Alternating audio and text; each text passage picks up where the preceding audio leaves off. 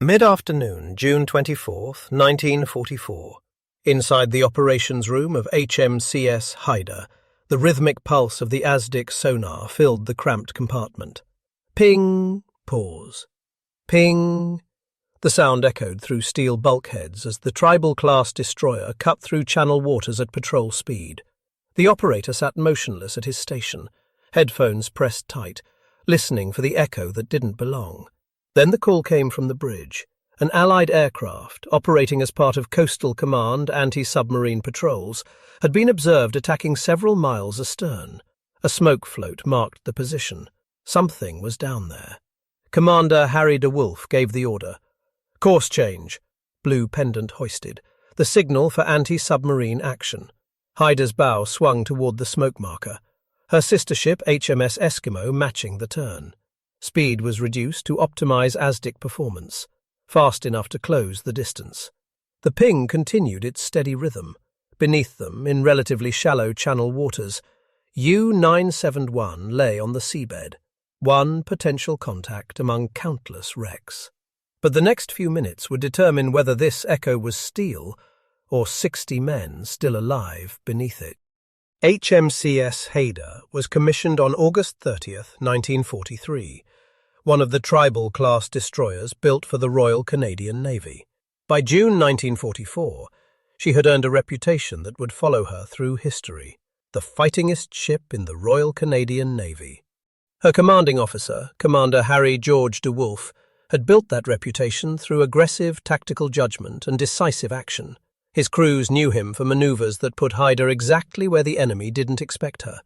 Hard turns, high-speed intercepts, and a refusal to let contact slip away once gained. Arctic convoys had hardened him. Channel actions had proven what that hardening meant. In late April, Haida had sent the German destroyer T-29 to the bottom. The ship's company trusted de Wolf's instincts, and those instincts favored attack. Haida operated as part of Force 26, elements of the 10th Destroyer Flotilla based at Plymouth.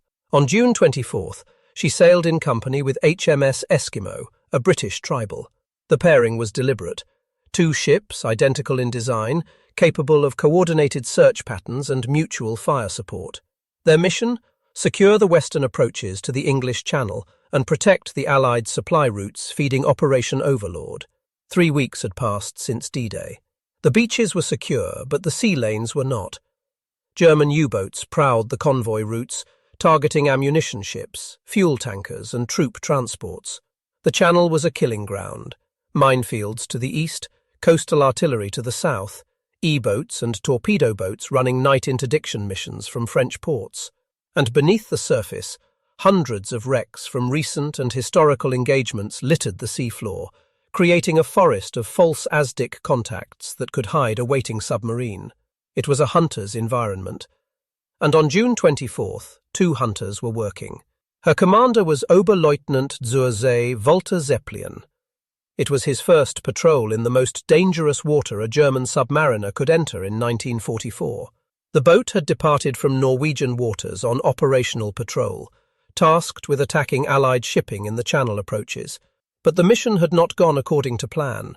Reports indicate torpedo damage or malfunction, critical equipment failures that forced Zeppelin to abort offensive operations and make passage to a French port for repairs.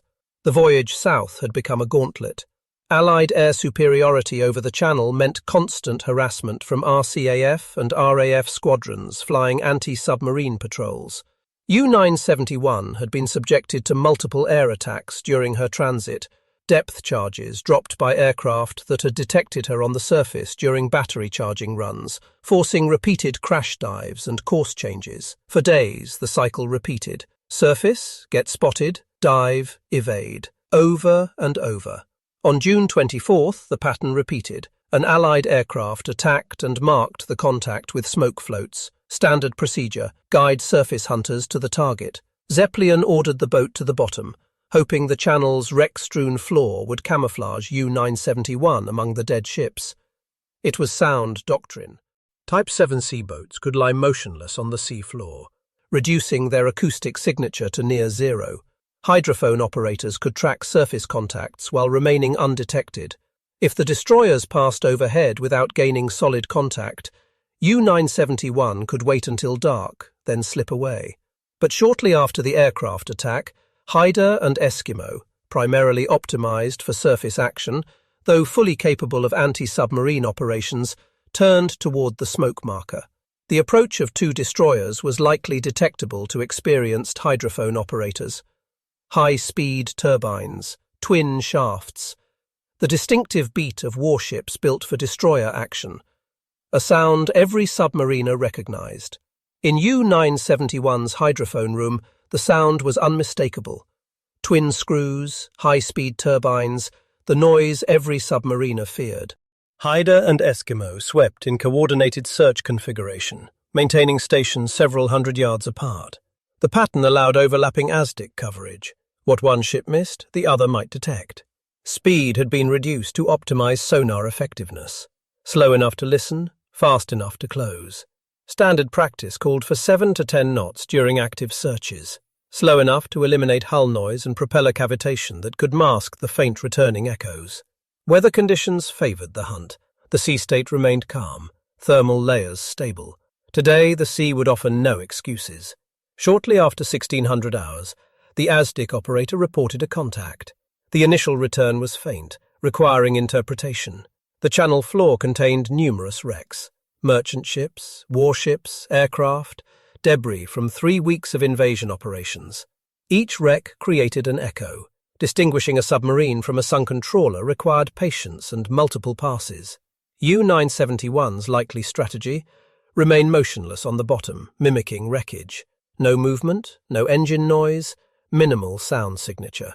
The crew would be silent, every unnecessary system shut down, men barely breathing as the destroyer's screws thrummed overhead. But Haida and Eskimo employed contact-holding coordination. One destroyer maintained ASDIC contact, while the other maneuvered for attack geometry. The technique allowed continuous tracking, even as the attacking ship passed directly over the target and lost sonar return in the blind zone beneath the hull. The first pattern was laid. Depth charges, conventional anti-submarine weapons carrying roughly 300 pounds of explosive, rolled from stern racks and fired from throwers, each set to detonate at an estimated depth. The pattern was adjusted to bracket the submarine's suspected position. The charges hit the water in sequence. Splash, splash, splash. Then the wait. 30 seconds. 45. A full minute before the sea erupted. Columns of water shot upward, the surface boiling white as shock waves radiated outward through the channel. Hydrophone operators listened for results. The sound signature changed. Hull noises, machinery sounds. Then something distinct. Sounds consistent with ballast tank activity, blowing tanks. The assessment filtered through the chain of command. Submarine potentially attempting depth changes or experiencing flooding that required counterballasting. Water ingress was the likely consequence. Near misses from depth charge patterns were known to cause cumulative structural and mechanical strain, even without a direct hit, as documented in Allied anti-submarine assessments. The pattern attacks continued. Multiple runs over the afternoon, each one refining the position and tightening the bracket. Standard Royal Navy anti-submarine doctrine applied, methodical and relentless, designed to exhaust the submarine's options one explosion at a time. Inside U-971, emergency lighting protocols governed visibility during depth charge attacks. Standard Type 7C procedure called for securing all non-essential systems to preserve battery power and reduce electrical fire risk. The boat operated on red lighting, dim enough to preserve night vision, bright enough to see the damage control stations. Crew training emphasized silence and damage control during depth charge runs. Every man knew his station. Damage control parties stood ready with wooden plugs, collision mats, hand pumps. No unnecessary movement. The crew counted seconds between surface splash and detonation to estimate range. Splash meant a charge had entered the water somewhere above. The count began. 1, 2, 3. At typical sinking rates, 30 seconds meant shallow detonation, 45 seconds deeper. A full minute, that was the danger zone, the depth where U-971 lay. Close detonations could cause catastrophic damage, while near misses often produced severe structural and mechanical effects. Beyond that, damage became increasingly unpredictable, including system failures and crew injuries caused by violent shock. The pressure waves didn't just explode, they flexed. Men were thrown against bulkheads. Some bled. No one spoke. Such shock effects often resulted in system failures that forced crews into continuous damage control. Light bulbs shattered. Gauge faces cracked. The boat creaked and groaned like a living thing being tortured. Zeppelin faced the tactical calculations every U-boat commander knew by heart. Running wasn't an option. U-boats could make 17 knots submerged for short bursts, but sustained speed drained batteries in minutes. Tribal-class destroyers could sustain 30 knots for hours. Surface gun engagement was suicidal. 2 destroyers with 8 4.7-inch guns between them against a U-boat's 37mm and 20mm anti-aircraft weapons. The mathematics favoured the destroyers by an order of magnitude. Remaining submerged required managing 3 critical resources: air supply, battery power, and hull integrity. Air became foul after several hours underwater. Carbon dioxide build-up, oxygen depletion. Batteries drained with every manoeuvre, every pump activation, every motor turn. And hull integrity was degrading with each pattern attack. Multiple attack patterns fell over the afternoon. The exact count varied depending on how patterns were defined. Some sources counted individual runs, others counted coordinated attacks by both destroyers. What was certain? The attacks were methodical, repeated, and effective. Progressive flooding was the inevitable result. Repeated near misses progressively overwhelmed damage control efforts, allowing flooding to increase over time. The bilges filled, and pumps ran continuously in a losing battle against the channel. Hull integrity compromised over the extended engagement. Damage to electrical or battery systems was among the most dangerous potential consequences of prolonged depth charge attack, as recorded in multiple wartime submarine loss analyses. As the afternoon wore on, Commander Zeppelin faced the fundamental mathematics of submarine warfare. Remain submerged with worsening damage, and the boat becomes a tomb. Surface and face the guns of 2 destroyers, and survival depends on the enemy's willingness to take prisoners. The options narrowed with each attack pattern. Following multiple attack patterns, U-971 surfaced.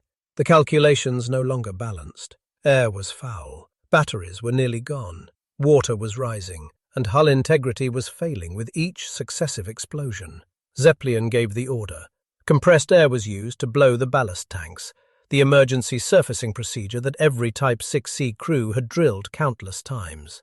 Compressed air was used to blow the ballast tanks, the emergency surfacing procedure that every Type 7C crew had drilled countless times. Crew began emerging upward. The boat began to rise. In late afternoon light, the conning tower broke the surface. Water streamed off the hull as U-971 wallowed in the channel swell. Hatches opened. Crew began emerging. Men who had been breathing stale air in near darkness for hours, blinking in the sudden daylight. Haida and Eskimo closed distance immediately. De Wolf's initial assessment noted the potential for boarding. Capturing an intact U-boat meant intelligence value, codebooks, equipment, charts.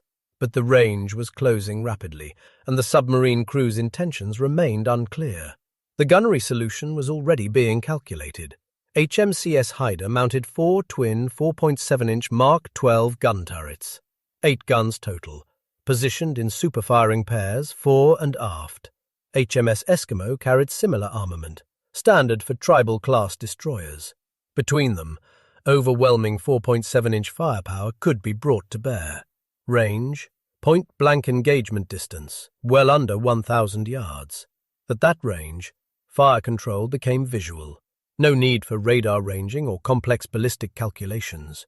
The target was in plain sight, wallowing dead in the water. U-971's defensive capability was limited by design. Type 7C boats carried 37mm and 20mm anti-aircraft guns for surface defense against aircraft, not warships. The caliber disadvantage was severe. Rate of fire favored the destroyers. Protection was non-existent. Gun crews would be standing on an open deck without armor, exposed to high-explosive shells designed to destroy surface targets. The tactical mathematics were brutal and clear. Both destroyers opened fire. The order would have been straightforward. Engage with main armament. 4.7-inch high-explosive shells, standard anti-surface ammunition designed to detonate on impact and fragment. This was no duel. This was an execution carried out by necessity. Secondary armament engaged simultaneously. Pom-pom guns, 2-pounder weapons in quad-mount configuration, added their fire. Machine guns from smaller caliber weapons joined the barrage. The cumulative effect was overwhelming firepower concentrated on a single, stationary target at close range. Shells tore into the conning tower almost immediately. The structure, designed to withstand water pressure, not high-explosive shells, absorbed hits that tore through steel plating. Deck structures were damaged or destroyed in the opening salvos. The deck gun position, if manned, would have been obliterated. Secondary fires and explosions were observed. Ammunition stores detonated. Fuel ignited and compressed air bottles ruptured under impact shock. The U-boat had become a target, not a combatant. U-971 began settling in the water. The stern went down first, the bow rising as compartments flooded aft. Crew abandoned ship into the channel, men leaping from the conning tower and deck into cold water, swimming clear of the sinking hull. Both destroyers launched rescue boats immediately. Standard Royal Navy and Royal Canadian Navy practice dictated that once an enemy ceased resistance, survivors became prisoners entitled to rescue. Whalers and motorboats hit the water, crews pulling hard toward the men in the debris field. The submarine sank before boarding could be attempted. U-971 went down in the English Channel, south of Cornwall. The position was logged. The time of sinking?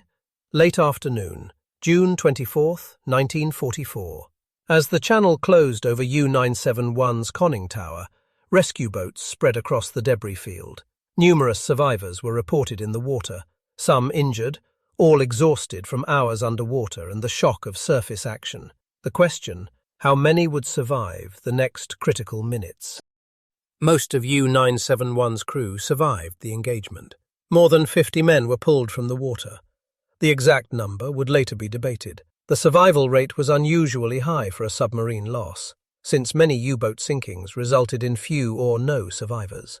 Prisoners included Commander Walter Zeppelin and other officers. A small number of casualties were reported, though the exact figure varies between sources. Losses may have occurred during the gun action, during the surfacing and abandonment of the boat, or through exposure and drowning before rescue could be completed. Survivors were split between HMS Eskimo and HMCS Haida, wet, injured, and suddenly alive. The rescue boats worked methodically, pulling men from the water, administering first aid to the injured, ensuring the prisoners were secured below decks. Final prisoners were transferred for landing at Falmouth in the early hours of June 25, 1944. Intelligence officers debriefed the survivors. U-971 had been on her first operational patrol. An inexperienced crew on a boat with equipment problems, sent into the most heavily patrolled waters in the Atlantic. Mission parameters confirmed. Targeting Allied shipping in the Channel approaches, attempting to reach a French port for repairs. By June 24, 1944, Haida had accumulated multiple confirmed surface action victories.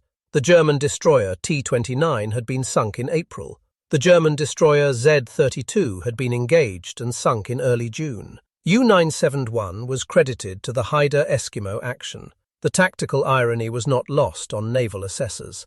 Tribal-class destroyers were designed primarily for surface engagement and fleet screening duties, not anti-submarine warfare. Dedicated corvettes and frigates carried more depth charges, more sensitive sonar, hulls optimized for slow-speed ASW work. The tribals were fast, heavily armed, built to hunt enemy destroyers. Contemporary assessment noted the success occurred despite the lack of specialized ASW design. De Wolf's reported comments reflected measured professionalism, acknowledging that the opportunity had presented itself and had been exploited without hesitation. As Haida secured from action stations and resumed patrol course, the radar watch maintained vigilance. The channel remained contested water. Force 26's mission continued. For Haida, the patrol continued. For the men of U-971, the war was over.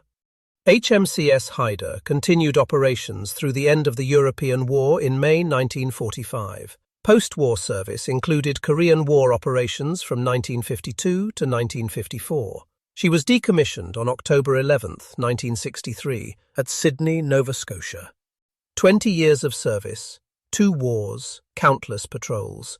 27 tribal-class destroyers were built for the Royal Navy, Royal Canadian Navy, and Royal Australian Navy.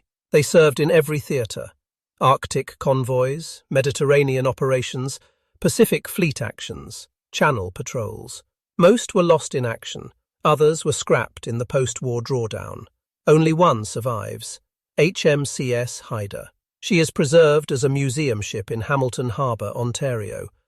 Designated a National Historic Site of Canada in 1984, she was named Ceremonial Flagship of the Royal Canadian Navy on May 26, 2018.